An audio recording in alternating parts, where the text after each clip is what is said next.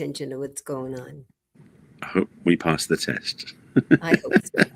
We studied all night for the test. Yes, indeed.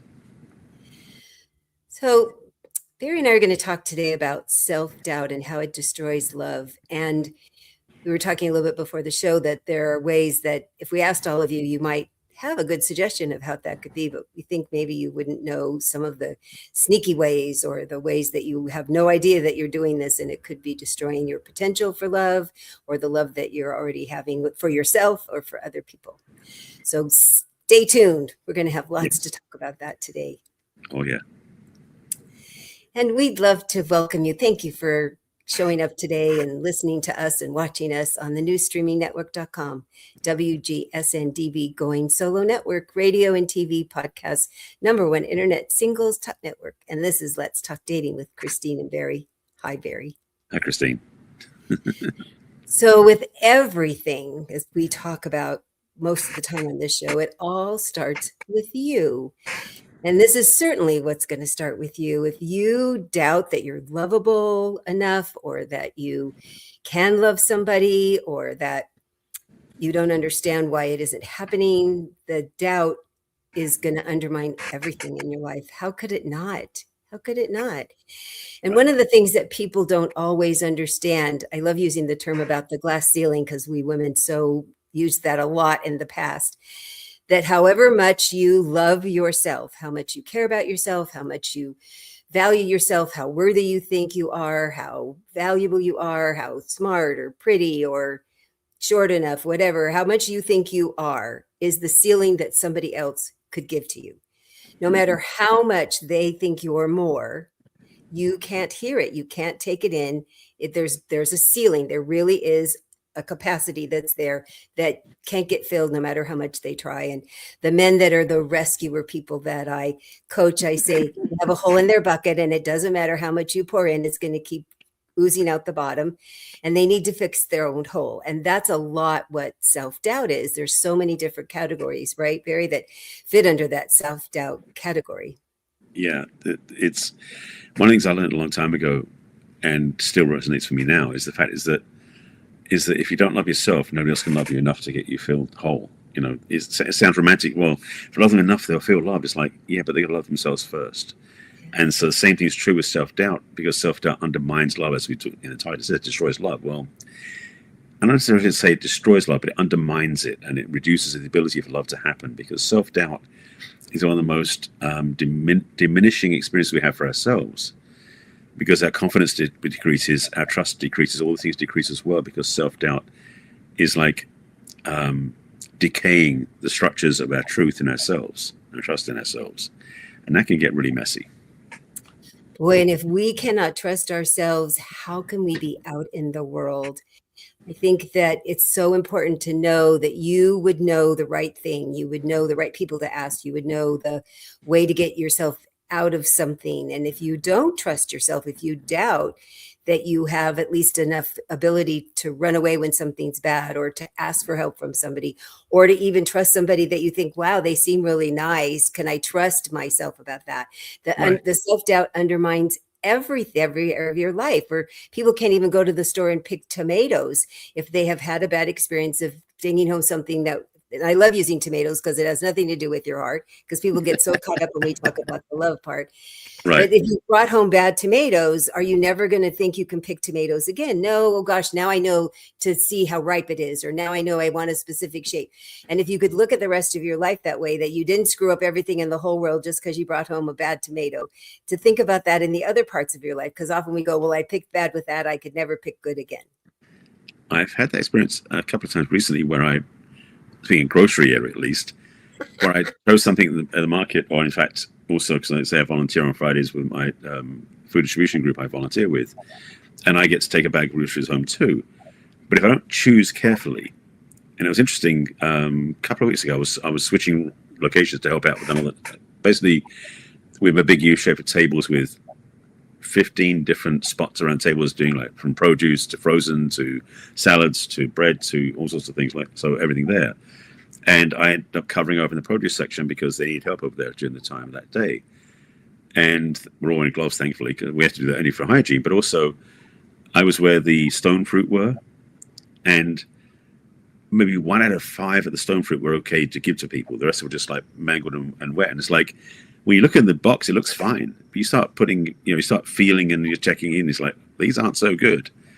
So the surface appearance can be fine, but underneath it is where all the turmoil is. It's almost like you're talking about how duck looks so serene on the surface, but it's padding like crazy underneath. It's like the same sort of thing with our own internal emotions can be so tumultuous and challenging. We can look serene on the outside, pretending to be okay. But in the meantime, our self-doubt could be doing a number on our internal systems, as I mentioned earlier. It's very good at undermining everything in our life. Yeah. And certainly what's come up a lot lately, it was so interesting that this was the title today, that what I found is that people keep looking for, I don't want this to happen again. So a story I've been telling them is, my late husband was in the car business, and he said the least popular color car was blue.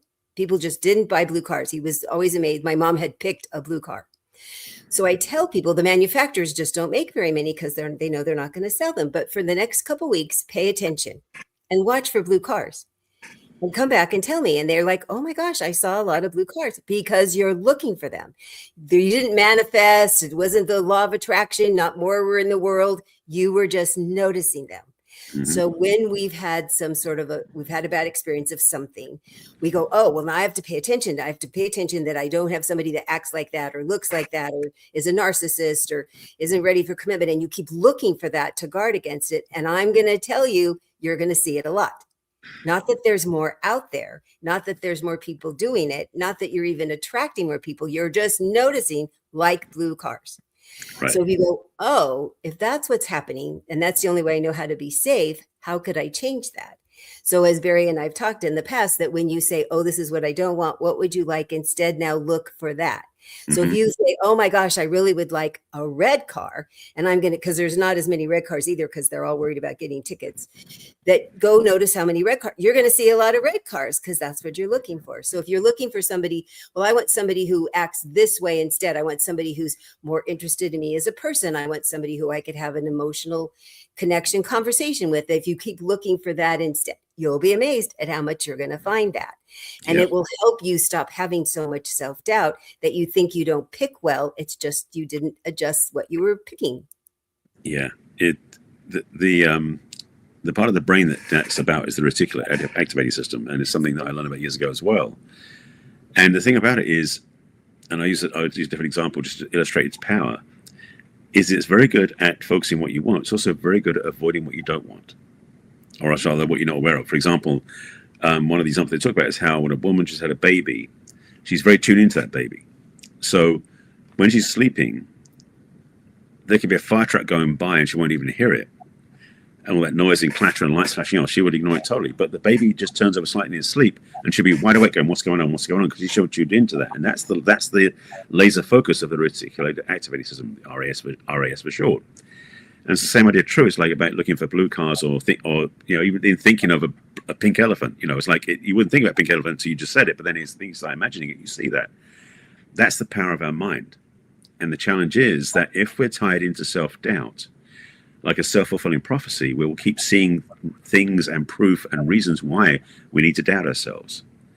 So it is clear that if we want to change it, part of that change of self-doubt, moving away from it, is focus somewhere else. Something ideally, like I said, like more positive. Like I feel like I'm going to be confident. I want to find ways I've been successful. I want to remember things where I did a good job. Because the truth is, for most of us, self-doubt didn't plague us all the way through. It's just that we only looked through that lens, looking back at our lives and our past relationships. But if we were able to take a step back and look through a clinical view, so to speak, in quotes, to see what really happened, we'll notice the fact there was so much going on that wasn't us, that wasn't our fault. Yes, we may have had responsibility for things we didn't do right. Yes, clean that part up. But the self-doubt was a bonus we added to it because we started to look at ourselves being the true only cause of the disruption and challenge. And I'm sorry to say this, you're not the only one in the relationship.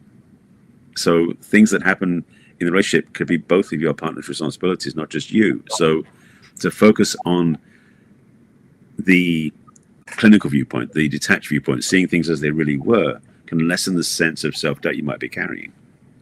Oh, that's so helpful. And the other thing that we tend to do too is, well, but what kind of a person acts like that? And what kind of a person does that? They must be really bad, and I'm going to ignore it. I'm just going to decide I'm not going to be like that, but we don't say what would be like instead. So the first thing is to sit with, yeah, I did that. Yeah, Barry and I've been very transparent about the kind of stuff that we've done. That's how we got here, that we got to learn it that way. Yeah. What happened and what did I do? Yeah, I can see. Yeah, that didn't work out well for me. And it makes me human, very human being. And then you say, and how could I do something different now? Because you can't do anything different then. You let it go. You forgive yourself. I did the best I could. And how do I do better? Because if we don't start with the clean acknowledgement about what we already happened, you can't cleanly let it go. And you can't cleanly make a decision about what's the next thing. You're going to just drag all that old stuff with you. Because it's so fascinating how many people have said, I'm busy working on myself. And I go, that is fabulous. What are you doing? And it's none of this. And I'm like, so are you feeling like you're making progress? Well, no, but I know I'm going to get there. And I said, do you feel like one of those cartoon characters where their legs are going really fast, but they're not moving anywhere? So let's use all that effort to now move somewhere. So this is the kind of stuff that you and I teach to get people to, where are you now? Where are you now? Let's really look at it. All the really good things that got you here and some of the hard things that got you here. And then how do you now make decisions that are better for you today to have a better tomorrow? Yeah. And self-doubt is so difficult. And it's something that we will always deal with as human beings. I tell you, even the most self-confident, together people, they still go, gosh, I don't know a lot about that. I'm going to go find somebody else that knows that. Because boy, if I made a decision about that, I probably wouldn't make the best decision. So they have some doubts about, but they don't let it run their life. They don't chastise themselves for it. But we think everybody is fine going along, and they're not. They're just going, oh yeah, that doesn't work for me. I'm going to go find a different thing. And I want to always get to that faster, right?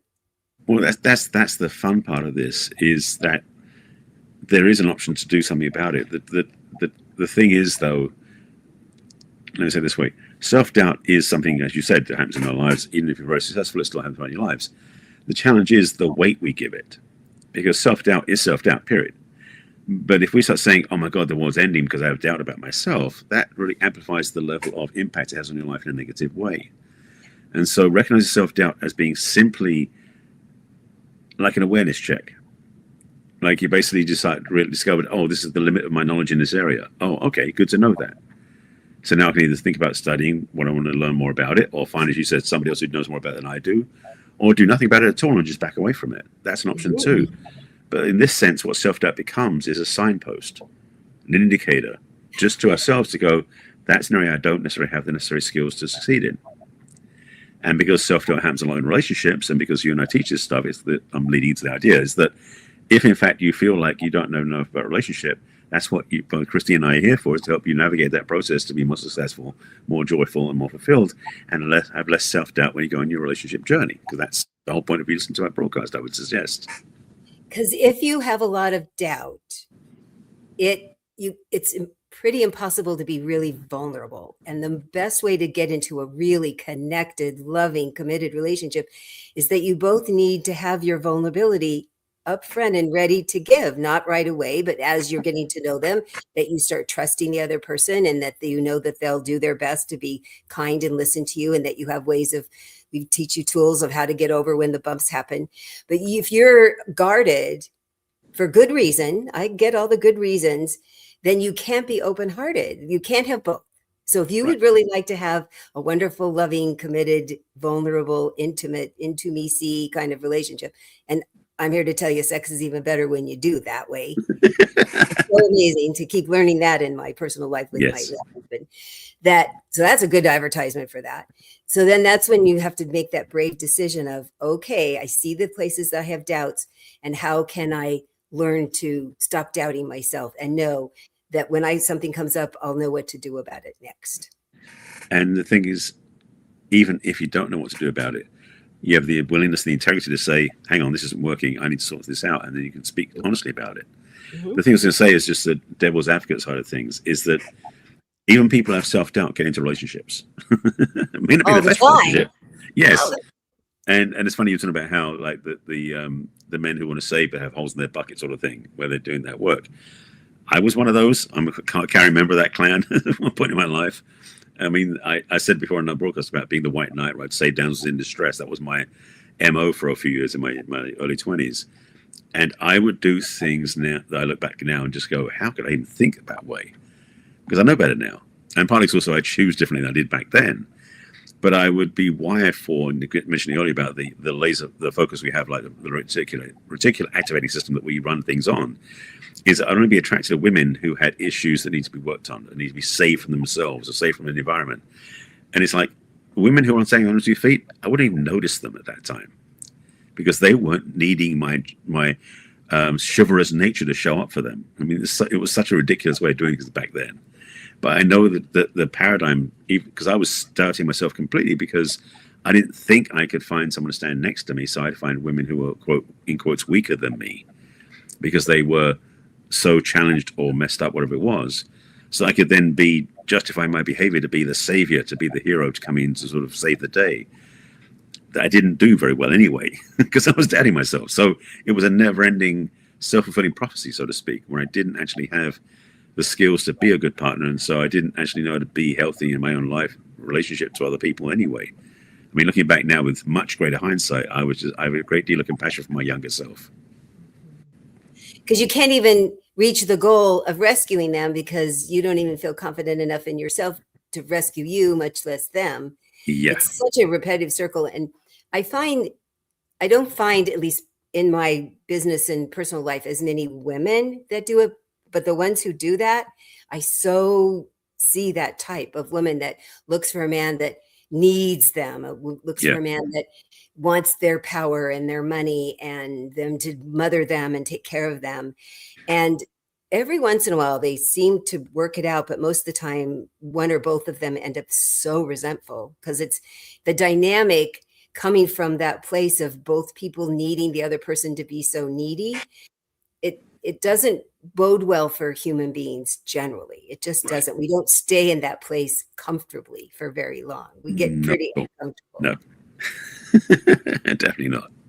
Yeah. So thinking, where in your life, where in your body do you think really seriously, yeah, I'm really bad at that and I don't know what to do about that, or I keep making the same mistake over and over again, personally or professionally, and I don't know what to do about that. That I keep doubting myself even more because then more happens and then I doubt myself more, and it is such a downward spiral. And it's awful. It's really awful, and I'm very sympathetic about it, and we've both had our periods of it in our lives. It was interesting though. I never attracted the rescuing men. I watched it all happen in front of me and I went, well, that's really interesting. So there must have been a whole different part of my personality about that. It made me think about it with this subject, about how that was. I did other kinds for sure, but not that kind. But then to say, well, now that I'm tired of this downward spiral, how would I now get on a more upward spiral so that I can feel confident on my own, period, but not alone, but that you know that you can pick better, you could treat yourself better, you could treat somebody else better. Because if we're not treating ourselves well, I don't know how we can treat another person better either. Because we're pouring from an empty bucket. We're pouring from a half-filled pool. And we want to fill up their pool and they want to fill up ours. And both of us just end up drained. It's just a terrible, terrible circumstance. Yes. And we're going to dive into more of that after the break, I know. So if you want to just quickly introduce how I can reach you, and I'll do mine, and then we can get into the break because I know we want to keep our sponsors happy. Yes, we do like having our sponsor, the newstreamingnetwork.com. So we're going to take a nice break for them. And then if this is speaking to you at all and you would like to speak with me, I'd love to send you to my website, which is www.theperfectcatch.com. Scroll to the middle of the page and you'll find What's Holding You Back from Love questionnaire. It's a brief questionnaire where you say, this is where I am, not happy here, would really think this would be great later, or I don't even know where I want to be, but let's talk. And then you'll have access to my calendar to make a complimentary appointment for a conversation with me, either on Zoom or on the phone. You could also send me an email at Christine@theperfectcatch.com. And Barry, how would people reach you? Similar fashion to Christine, you can find me on my website, which is barryselby.com. And at the top of the homepage, there's a button that says, let's have a chat. Click on that button, it'll take you to my calendar. And similar to Christine, you can get scheduled on my calendar with a Zoom link and a conversation. We can have a 20-minute conversation that's complimentary, my gift to you, to see where you are, what you're looking for, and if I can help you or not. Very simple and very elegant, and if we want to work together. You can also send me an email at barry@barrysilver.com. And at the end of the show, we'll tell you all about the other ways you can reach us and what else we're offering. So we'll be right back after a brief commercial from the newsstreamingnetwork.com, and we're going to talk more about self-doubt, how it destroys love. We'll see you in a moment.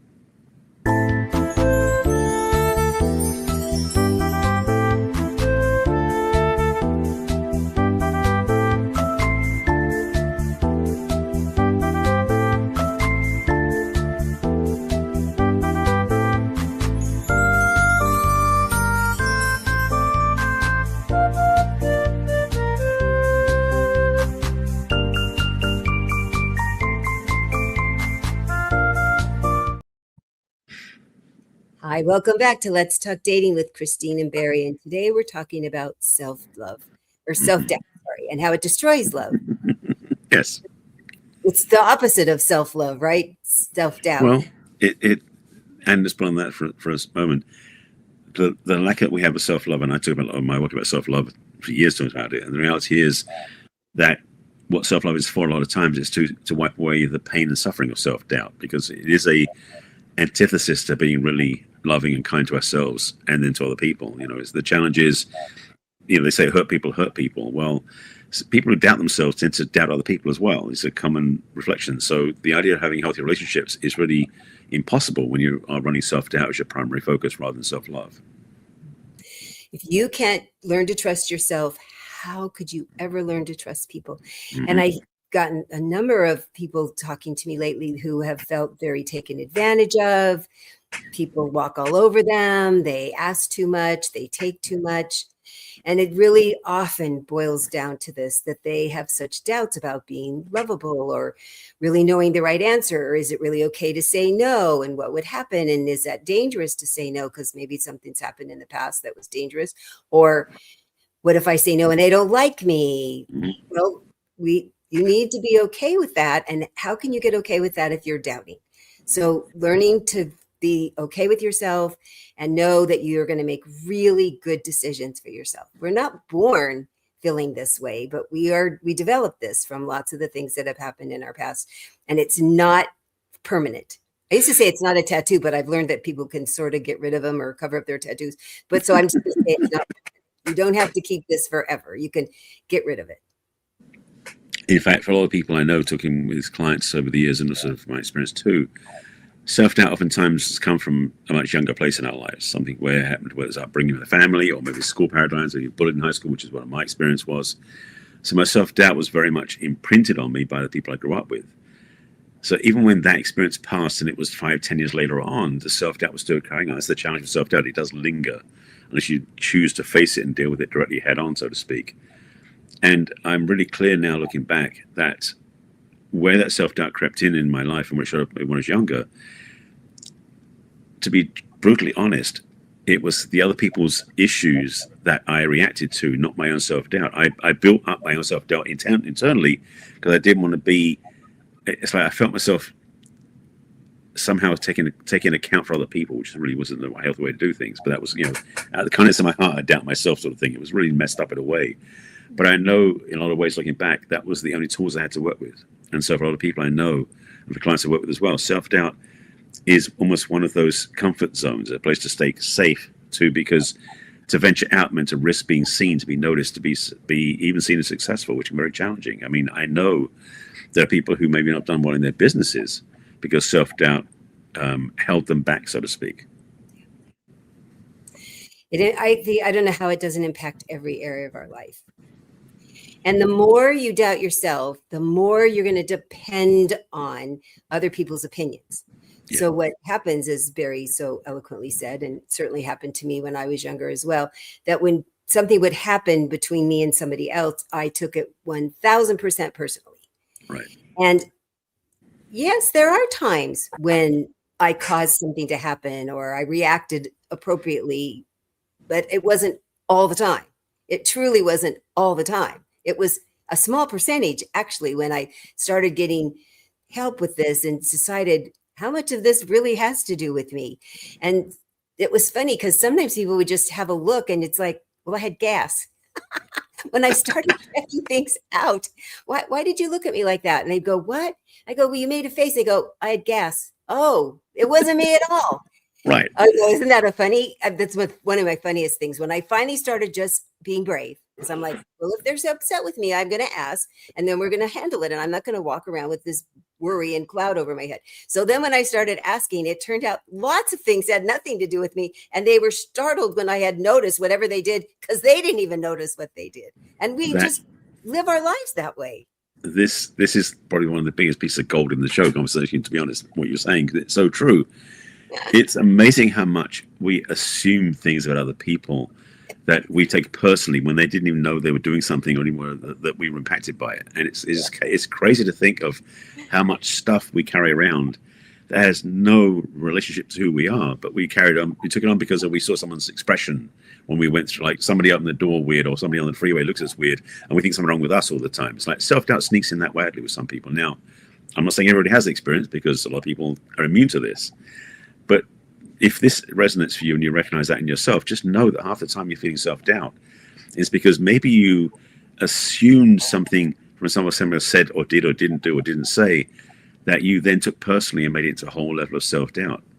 It's crazy that we do this, yet it's kind of the nice people that do it in a way, because when you're a nice person, you tend to think you should accommodate other people. Well, here's the challenge. Is can you be sensitive enough to be neutral and not take things personally at all? Because that also will help your self-esteem and self-doubt lessen. So self-esteem rise and self-doubt lessens, but the way around. But then the reality is, because self-doubt isn't just from things that have happened to us, they're things that we think happened to us. Big difference. My tag words now are verify and clarify. I've just started asking because, and it could be that somebody else at some point in my life made that face, and it really was, they were upset about something about me. And I've found that face is more often, like way more than 50%, has nothing to do with me. And sometimes it was that they noticed somebody else and they were making a face about that was behind me, or their thought went by their head. But it's fascinating how many times in my life I took things personally that had nothing to do with me. The other side of that, though, is now that I'm asking things I would like, oh, that did have to do with me, and I didn't even notice because at least I asked. And it wasn't like a big thing, but I'm glad I asked, because I'm like, well, I will think about that. And did you have something you wanted to say about that? Because sometimes it was a nice thing that I didn't know that it was a nice thing. And then sometimes it was a not happy thing, which I would still like to know right now. Yeah. So just stopping for a moment and not getting reactive, because boy, I could be very reactive when I was a kid. I could turn into a little storm cloud quietly, very fast. To now ask is so freeing. It's so freeing. It really takes an act of knowing that I'm worth it. I'm worth it for me. I don't want to walk around feeling badly about something I don't know. And even if it's something that I need to think about or do something about, at least now I know, because most of the time it's not. It's so freeing. It really is an interesting. It's like one of the teachers I had many years ago used to joke around, talk about how, imagine looking at life as if you were a Martian anthropologist, looking at humanity and to see it from like a neutral place. Because sometimes I look like through like that lens where I basically see, okay, if I wasn't already invested, I wasn't seeing through the lens of that way of being. What if I could see, like, as a witness to everything, just be clean and neutral and just see what's going on and just see, oh, that's interesting. And one of my other teachers talks about how the challenges and pain we go through, he says about how oftentimes if we were really smart and aware and really advanced, we would say, oh, that's an interesting evolutionary experience. I said that before on the show too. And it's true, because we tend to buy into stuff so quickly. And speaking of self-doubt, but it applies to so many other things, we build up this fantasy, negatively speaking, about things that happen and choose to then feel bad about ourselves, because what self-doubt is, because of something that didn't actually happen or happened somewhere outside of us. Because, as I said earlier, it's like we presume or assume based on what we see that we somehow made a problem because it's our fault, we made a mistake, or we didn't do something right, we screwed up. All these things we land at our own door, and we build this absolutely ironclad death sentence case against ourselves for self-doubt. Whereas it's like, to be blunt, stuff happened. I'm being polite because I'm on the air. But basically that thing about things happen, and then it's just like, well, so it happened. What do we do about it? Can we fix it? Can we change it? Oh, it's already happened. We can't change it. Okay, so can we learn from it and do something differently next time? We said earlier about, we go to the store and get produce, go back and make a different choice next time. That shift, that paradigm transformation or paradigm shift is so key because it's cutting off that default wiring we may have had that puts us into the self-doubt paradigm. Because a lot of people, that self-doubt is almost hardwired under the conscious level in the unconscious because it happened a few times when we were younger and we still carry the wound around today. And when we start changing the paradigm by choosing a different path and looking at things, again, like a witness, like being an anthropologist going, that's an interesting experience, then what do we do with it? We don't have to choose to make it negative and use it as a weapon against ourselves. Isn't that a kind of a fascinating perspective that we often come out on the negative side with whatever it is we interpret, where I will quote our wonderful mentor, Alison Armstrong, who says, pause a beat and say, I wonder if there's a good reason. Is there a good reason they look like that or said that or acted that way? Let's find out. Because if it wasn't, at least now you know for sure. Yeah. And often there really is a really good reason that had nothing to do with you or had something to do with you that you're like, well, now I know, that's good. Because we do a lot of assuming, and we know that assume gets broken up into 3 words that it makes an ass of you and me. So stop doing that. Even though we think we're really good guessers, because I think I'm a really good guesser and I've been proven wrong so much in these last years. When I've stopped doing that, I am just a big believer in verifying and clarifying. Just ask. Yes, absolutely. And the thing is, it is a nuanced thing, but because the other thing is when we start doing this work and become more self-aware and more conscious, we still get the habit of seeing something happen and think we're somehow responsible. Because one of the things about being on the journey of growth and evolution is being responsible for ourselves, not being reactive, but being responsible. But in that responsibility, we can still, if we don't recognize we're doing it, layer on a little extra layer of self-doubt. Because if we were so smart, we would do things differently according to our laws in our eternal system. The rules we carry can really impact our ability to grab hold of or let go of self-doubt. And so the trap we fall into, even when we've done work, especially when we're around other people who may be even higher up on the ladder, so to speak, if we think they're much better than we are, our self-doubt sneaks in from the background. Even when it wasn't there since we were 5 years old, it's still like going, see, you're not good enough. You're not this, you're not that. All that crap that keeps showing up. All that competition. And sadly, we often come out on the negative. Yeah. And it's fascinating to get to a place where I will certainly have a reaction. It's how I notice it. And I don't internalize it. I go, okay, now you're going to sit here. I'm going to acknowledge you, but you're going to sit here, not going in here yet. And then I'm going to check it out. And boy, it was so helpful turning that around. It really took some work. And I love teaching it because it's so freeing. And you don't even have to say anything if you just do the mental adjustment of, what if it's not me? Let me pay more attention. Let me step back and observe. I have a friend that we go, did you see what the Earthlings were doing today? Exactly. That you go, oh, and what does that have to do with me? And does it really have something to do with me? Or I'm just going to sit over here and we can have a little opinion about it and then go on with my life. It's not going to affect my life. That's the thing. We let too many things affect our life that really have no bearing on our life at all. Right. No, it's interesting because I last week I'm tracking what's going on. Last week was the final week of the World Cup. Yeah. And England lost the semi-final match against Argentina, although they had a great game on Saturday against France. I was very happy about that.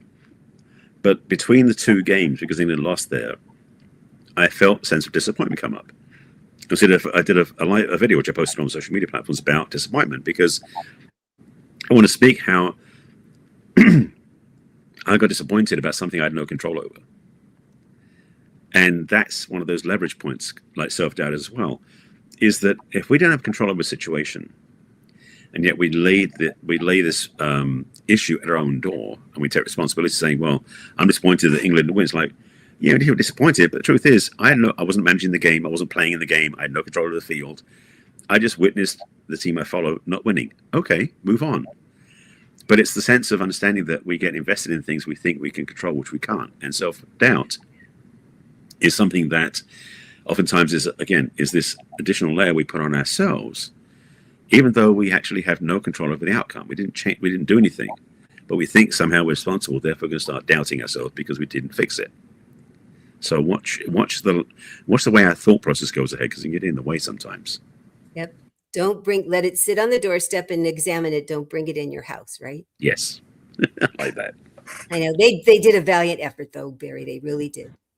Yes, they're ready for the next one in 2030. Very exciting.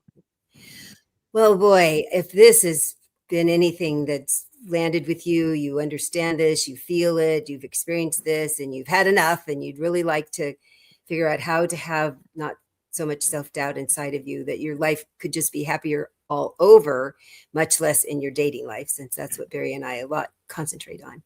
I'd love to speak to you about this, because it's certainly, I've had my own journey, and I've walked with a lot of clients through their journey as well. So I'm going to send you back to my website, which is theperfectcatch.com. And at the top, you'll find my book. You can download it for free. It's a 10 years of a dating advice column that I did with so many interesting chapters on it. And my sister-in-law put it together as a book for me. And it's my gift to you. You're also welcome to join my mailing list. And every week you will get a repeat of this podcast that Barry and I do, delivered effortlessly to your mailbox. And you'll also find out any of the new things that it's going on in my life. If you scroll to the bottom of the screen, you'll find all my social media icons. You can click on Facebook and LinkedIn and Instagram and Twitter and Pinterest and YouTube. And on YouTube, we're eking up to almost 300 videos. Woo! Very exciting. So exciting. Yep. And then you can also sign up to have a personal private conversation with me. Click on what's holding you back from love in the middle of my website and just fill out a brief questionnaire and let me know if you'd like to talk on the phone or through Zoom. You get to make a complimentary conversation through my online calendar. And I'm looking forward to finding out where you are and what help I could give you on the phone. I certainly will give you a tool. And then if we'd like to speak more after that, I can talk about that too. And you can send me an email at Christine@theperfectcatch.com. And how would people reach you, Barry? In a similar fashion, my website is my name, so you can go find my stuff there. At the top, as I mentioned, at the midpoint, there is a link to my calendar, which is let's have a chat. Click on that, takes you to my calendar. Again, sign up for a session with me, 20-minute conversation, my gift to you. We can see where we are, what we're looking for, and I can see if I can help you, because to be honest, I can't help everybody, and not everyone wants to get help, so it's very easy. At the bottom of my homepage on my website is a opt-in to my email list, where you can simply put your name and email in there, and like Christine sends out, I send out a weekly email out to my list, which is a replay of the show, plus everything else I'm working on, because the new things I'm talking about recently, which is very around the area of trust, which we'll talk about later on. In the middle of the homepage of my website is the first of my 2 assessment quizzes I created. This one is a relationship readiness assessment. So you click on the button, or you go to barryselby.com/quiz, and it will put you through a series of questions to really see how ready you are, how prepared you are for a relationship, what may be in the way, what works when everything doesn't work. Worth doing it. Email from me explaining everything, and also give you an invitation to reach out to get a conversation with me as well. The second of the 2 assessments is almost on my website. That my web guys putting it together, so maybe by the time you get to it, I don't know, but if it isn't, go to barryselby.com/self-quiz, because this is the self-relationship assessment that I created. This is a much deeper one than the first one, and it is about yourself. And since we're talking about self-doubt, I highly encourage you to look at the self-assessment, because it talks about self-esteem, self-support, self-trust, all these things that tie into self-doubt, and also how to free yourself from that. And if you take that quiz, it will give you not only a chance to really review deeply your relationship with yourself, but it also give you a free downloadable PDF document with a whole bunch of action steps and keys you can use in your life and everything else you want to work on. Also on my website is my book, which has been out for 13 years. That's the book that's over my shoulder over there. That's 50 Ways to Love Your Lover. It's been out, say, for 13 years now. It's been a bestseller. If you go to my book page, which is on a link to my site, or you can go to barryselby.com/book if you want to go through the actual link directly, there is an audio replay of 2 AI voices discussing my book in great detail you can listen to first before you even buy my book. So check out that first. If you like it, then there are buttons at the bottom of the page to go to get my book. On my social media side of things, I'm under my name, Barry Selby, on most of the platforms, including Facebook, LinkedIn, Pinterest, Blue Sky, YouTube, of course, because all the shows of this replay are up there, and also on TikTok as well. And as I mentioned earlier, that I did some videos, including one on Disappointment, which is on all the platforms. I put it on YouTube and all the other places. But on YouTube is where this show is put up with all the other shows I've done. There's about there's almost 300 of these shows, as you mentioned, Christine, plus another 1,000 of my own videos up there as well. So lots of content on my YouTube channel. So check it out, subscribe, and everything else.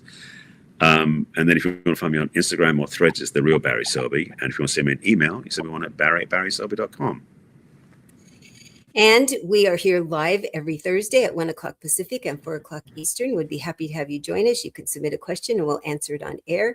Then if you want to watch a repeat on any of your other devices, you can watch it on Roku or YouTube. But they can take us with them, right, Barry? Yes, indeed. The show is a podcast. So not only is it a video you can watch on YouTube or on Roku or other places, if you listen to podcasts, like on Apple Podcasts, Spotify, Amazon, and everywhere else, this show is put up there under Let's Talk Dating. And if you can listen to that show wherever you go when you can't look at the screen, which is most of life nowadays, but if you're out driving or out shopping or some other place, you can take us with you and listen to us as your heart's content. Again, as Christine mentioned, almost 300 shows. That's a lot of content to really get you oriented correctly for a relationship. Yes, we have lots and lots of advice and tools and techniques that hopefully will be helpful for you. And we'll have more of them next week when we come back and talk. This will be Let's Talk Dating with Christine and Barry. We'll see you then. Take care of yourselves. Bye.